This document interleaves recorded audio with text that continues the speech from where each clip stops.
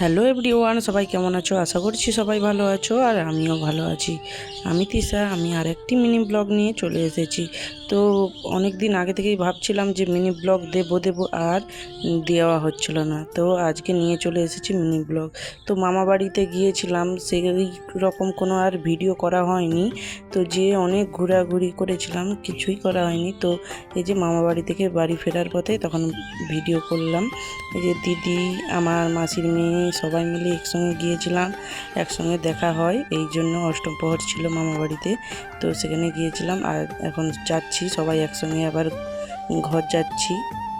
আর দেখো এই যে আমরা টোটোতে বসে বসে যাচ্ছি, আর ভিউটা দেখো চারিদিকে ভালো, মানে অনেক সুন্দর গাছপালা আর সবুজে সবুজ, এত সুন্দর লাগছিল। এই দেখো টোটো থেকে নেমে যে যার ঘর যাওয়ার জন্য আলাদা আলাদা জায়গায় চলে এসেছি। ও পাশে আমার মাসি আর তার মেয়ে করে আছে, আর এই পাশে আমরা সবাই। তারপরে বাবা আমাকে দিতে গিয়েছিল। তো দেখো বাসে উঠে গেছি, আর বাসে একটাও সিট নেই আর প্রচুর রোদ্দুর।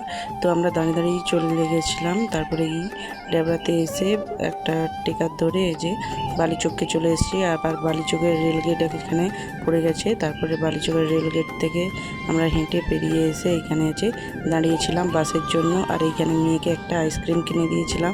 আর এইখানে দেখলাম কত তালশাঁস কেটে বিক্রি করছে। তো আমরা তো গাছে পেড়েই খাই, কিন্তু এখানে যারা গ্রামের দিকে নয় শহরের দিকে বাড়ি তারা কিনেই খায়। তারপরে দেখতে দেখতে চলে এসেছি আমাদের সবংয়ে। তো এসেই এই যে মেয়েকে আবার খাবার কিনে দিয়েছিলাম, খেয়েছিল।